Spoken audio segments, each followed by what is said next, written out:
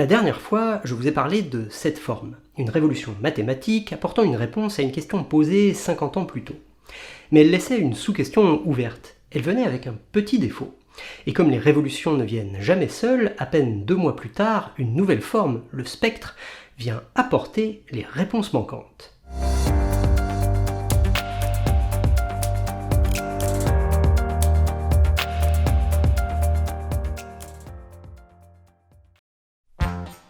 Dans l'épisode précédent, on a parlé de pavage non périodique et de la première tuile apériodique de l'histoire, le chapeau.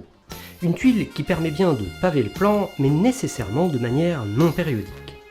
Parmi d'autres curiosités du domaine, on a évoqué les arguments pour démontrer la non-périodicité d'un pavage, dont notamment l'argument de la hiérarchie unique qu'on va réutiliser dans cette vidéo. Voir fiche et description pour consulter ce premier épisode. Un pavage fait de chapeau autorise la réflexion miroir de la tuile. En effet, le chapeau est une forme asymétrique et vient donc avec une version droite et une version gauche non superposables. Pour paver le plan, il est nécessaire d'avoir les deux. On a toujours une petite proportion de tuiles isolées avec l'une des chiralités, ici en rouge, perdue dans l'autre version.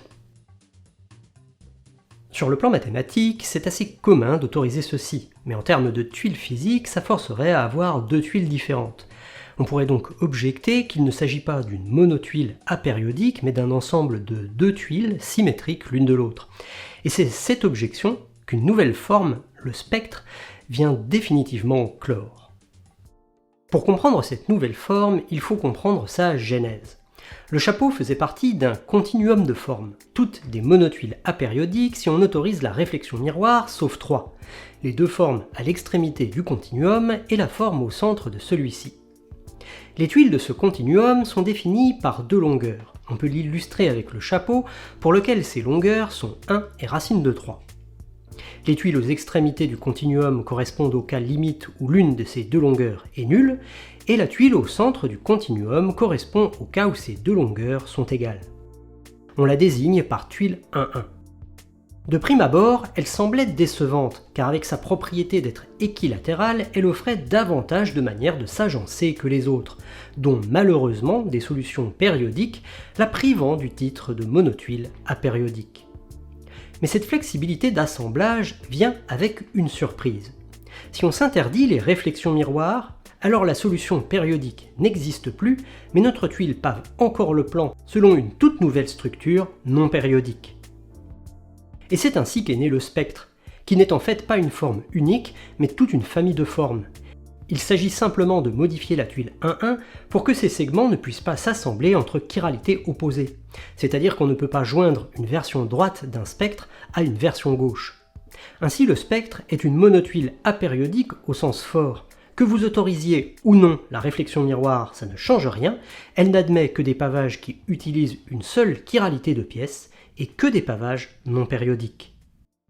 Ce qui nous intéresse maintenant, c'est de comprendre la structure des pavages que le spectre admet, ainsi que la démonstration permettant de conclure qu'ils ne sont pas périodiques. Plutôt que de travailler avec un spectre, on peut travailler avec la tuile 1-1 en gardant simplement dans un coin de la tête qu'on s'interdit la réflexion miroir. Mais cette tuile est plus gênante que le chapeau pour travailler. D'une part, le chapeau était une polyforme, c'est-à-dire un assemblage de plusieurs fois la même forme, le kite ou cerf-volant en français. Et d'autre part, les pavages pertinents de chapeau étaient tous alignés sur une sous-grille de cette forme élémentaire, ce qui rendait beaucoup plus simple l'énumération exhaustive des agencements locaux. Mais ce n'est pas le cas pour la tuile 1-1, qui n'est pas une polyforme et du coup ne s'aligne sur aucune sous-grille. Heureusement pour nous, plutôt que de réfléchir au pavage fait de tuiles 1-1, on peut montrer qu'il suffit d'étudier des pavages équivalents faits de chapeaux et de tortues. Sur notre continuum, le chapeau se trouve ici. Comme on l'a vu, il correspond aux longueurs de côté 1 et racine de 3. Symétriquement à la tuile 1-1 se trouve de l'autre côté du continuum cette forme, la tortue, correspondant aux cotes inversées racine de 3 et 1. Vous noterez qu'il s'agit également d'une polyforme. Pour comprendre ce qu'on entend par pavage équivalent, rien ne vaut une animation. Vous voyez ici qu'on peut continuellement modifier les longueurs intervenant dans un pavage de tuile 1-1 pour passer à un pavage fait uniquement de chapeaux et de tortues. soit d'une minorité de chapeaux isolés dans une majorité de tortues, soit d'une minorité de tortues isolées dans une majorité de chapeaux. L'existence d'une telle équivalence peut se démontrer rigoureusement et nous permet, plutôt que d'étudier les assemblages de tuiles 1-1, de se concentrer sur les assemblages de chapeaux et de tortues, des tuiles qui sont bien des polyformes dont les pavages s'alignent, de manière bien pratique, avec la sous-grille de ces formes élémentaires. À ce stade, on sait qu'étudier les pavages de tuiles 1-1 avec une version droite de tuiles partout revient à étudier les pavages de chapeaux et de tortues n'utilisant également que la version droite de ces deux formes. Il nous reste qu'à démontrer deux choses. Qu'au moins un pavage du plan fait de chapeau droit et de tortue droite existe, et que tout pavage de ces deux formes est nécessairement non périodique. Pour le faire, on utilise les techniques qu'on a vues dans l'épisode précédent et on va commencer par montrer que tous ces pavages définissent une hiérarchie unique. Voici un pavage local de chapeau et de tortue. Une manière d'appréhender sa structure est de reconnaître les métatuiles indiquées par les contours en gras ici. De prime abord, il semble y avoir deux types de métatuiles, les assemblages de 8 et les assemblages de 9. Cependant, il est plus commode de distinguer 9 types en fonction de leur connexion aux métatuiles autour. Par exemple, si on regarde cette tuile, et en particulier ce sommet, on voit que celui-ci se trouve au point de réunion de 3 métatuiles. Mais si on regarde cette autre métatuile, ce même sommet de son contour se trouve sur la frontière de seulement 2 métatuiles. Bien que nos deux métatuiles soient identiques, c'est leur relation avec leurs voisines qui nous permet de les distinguer. En prenant en compte ce contexte de connexion et par une analyse exhaustive des assemblages locaux, on peut démontrer que tout pavage de chapeau et de tortue, n'utilisant que des versions droites de tuiles, peut se découper de manière unique en ces 9 métatuiles. On peut également remarquer qu'entre elles, ces métatuiles s'agencent selon une structure hexagonale. C'est un agencement similaire à celui qu'on obtient via des hexagones réguliers mais déformés. Pour étudier la structure à un niveau hiérarchique supérieur, on peut donc abstraire ces métatuiles en de simples hexagones auxquels on adjoint des règles d'assemblage. Par exemple qu'un côté β+, ne peut s'emboîter qu'avec un côté β-, ou qu'un côté n ne peut s'emboîter qu'avec un côté n. Ces règles d'assemblage au niveau de nos hexagones traduisent les contraintes liées au profil des pièces qu'ils permettent d'abstraire. Passons donc au niveau hiérarchique supérieur, c'est-à-dire celui d'un pavage fait de ces hexagones et qui bien sûr respecte leurs règles d'agencement. Ici on reprend la même idée, on tente de reconnaître des assemblages locaux formant des métatuiles. On va voir qu'un découpage pertinent est celui-ci. Il fait intervenir 9 types de métatuiles. Comme avant, on peut démontrer par une analyse locale que tout pavage de nos hexagones peut se découper de manière unique via ces 9 types. On remarque aussi que ces métatuiles admettent également entre elles une combinatoire hexagonale. On peut donc également les abstraire en des hexagones venant avec des conditions d'agencement comme on l'a fait précédemment. Et c'est là que la boucle s'achève. Ces conditions d'agencement sont les mêmes que celles de nos hexagones initiaux. Il est en quelque sorte possible de reconnaître dans un pavage fait de nos hexagones la même structure à un niveau macroscopique supérieur. En résumé, la hiérarchie unique d'un assemblage fait de chapeaux et de tortues s'initialise au plus bas niveau via ces 9 types de tuiles qu'on peut abstraire en ces hexagones, puis d'un niveau hiérarchique au niveau hiérarchique supérieur, on peut reconnaître des assemblages qu'on peut abstraire à leur tour en les mêmes hexagones dans le niveau suivant, indéfiniment vers l'infiniment grand. Comme on l'a vu dans l'épisode précédent, l'existence d'une telle hiérarchie unique démontre que si nos tuiles pavent le plan, alors elles ne peuvent le faire que de manière non périodique. Il ne reste qu'à démontrer qu'au moins un pavage du plan existe.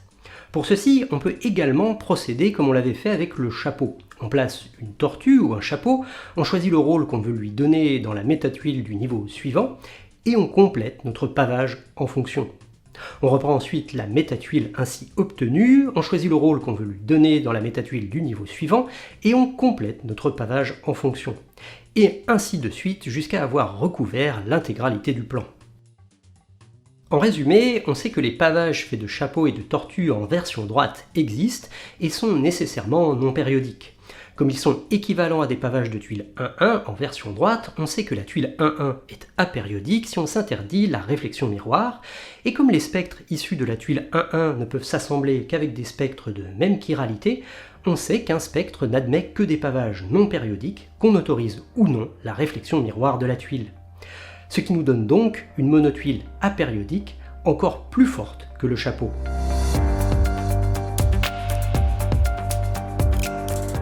Cette nouvelle publication fournit une autre manière de construire des assemblages aussi grands qu'on le désire via le système de substitution suivant. Ici, il ne s'agit pas de donner un rôle à une tuile dans le niveau hiérarchique supérieur, mais à remplacer une tuile par un assemblage. Par exemple, pour passer de cet assemblage à celui-ci, vous voyez que toutes les tuiles 1-1 en blanc ont été remplacées par ce patch, et que l'assemblage vert de deux tuiles a été remplacé par celui-ci. Vous noterez qu'une seule étape de ces règles de substitution inverse la chiralité. Si une tuile 1-1 est ici en version droite, alors dans l'assemblage suivant, toutes les tuiles seront en version gauche. Si on veut utiliser cette méthode pour construire des assemblages de tuiles 1-1 en version droite, il suffit de faire un nombre pair de ces substitutions pour obtenir un patch plus gros avec la même chiralité de pièces. Comme le spectre est un continuum qui n'a pour objectif que de contraindre les assemblages de tuiles 1-1, il reste beaucoup de place pour différents choix esthétiques. Si vous voulez également laisser libre recours à votre imagination, vous trouverez en description un outil interactif en ligne pour personnaliser vos tuiles. S'autoriser ou non la réflexion miroir d'une tuile dans un pavage fait partie d'une question plus fondamentale. Si on réfléchit conceptuellement à ce qu'on entend par pavage, on veut simplement dire qu'on recouvre le plan sans trou ni chevauchement avec la même forme.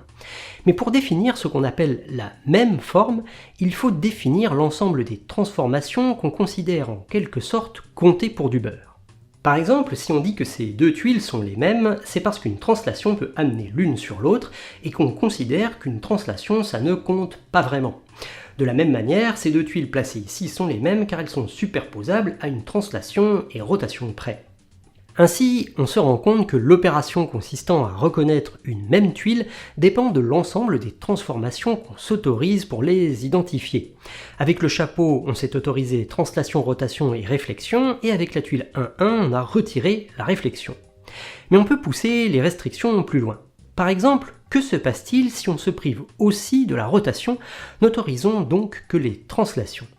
Eh bien, dans ce contexte, il n'est plus possible dans le plan de construire une monotuile apériodique.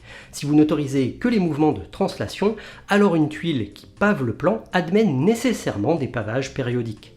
Ça peut sembler intuitif, mais étonnamment, ce n'est plus le cas en dimension supérieure. De la même manière qu'on peut étudier les pavages du plan faits de tuiles 2D, on peut étudier les pavages de l'espace faits de tuiles 3D, et plus généralement étudier les pavages d'un espace de dimension n faits de tuiles de dimension n. Ce qui a été démontré, c'est que lorsque la dimension n est suffisamment grande, alors il existe des monotuiles apériodiques, même lorsqu'on ne s'autorise que des mouvements de translation pour pavé. Prenez quelques instants pour saisir à quel point ceci est étonnant. Toutes les tuiles d'un tel pavage sont des translations les unes des autres, mais le pavage, dans son intégralité, n'admet aucune symétrie par translation, et en dimension n, il existe des tuiles qui forcent un tel comportement. Le domaine étant particulièrement riche, voici quelques curiosités avant de nous quitter. Ici vous voyez des ensembles autopavants. Chaque tuile d'un tel ensemble peut être réalisée en plus grand via une utilisation des tuiles de l'ensemble. En termes de pavage non périodique, voici un pavage fascinant, issu des travaux de Charles Radin et de John Conway, connu sous le nom de pavage moulin à vent. On le construit en partant d'un triangle et via une suite de règles de division et d'inflation. Le pavage résultant a la particularité étonnante que les tuiles de base, les triangles ici, sont présentes dans une infinité d'orientations différentes. Je suis également tombé sur cette curiosité de 2003 montrant que si on s'autorise les dilatations, 3 pièces suffisent pour découper un disque tout en faisant en sorte de pouvoir reconstituer un carré avec. Et si vous voulez en apprendre davantage sur ces dissections, notamment d'un carré vers un disque, je vous invite à consulter l'épisode dédié de la chaîne, voir fiche et description. Cet épisode est maintenant terminé et comme d'habitude vous trouverez des informations complémentaires via la description ou les fiches. Vous pouvez soutenir Patience sur Tipeee ou selon ma formule consacrée en partageant les épisodes qui vous plaisent aux personnes à qui ils peuvent plaire.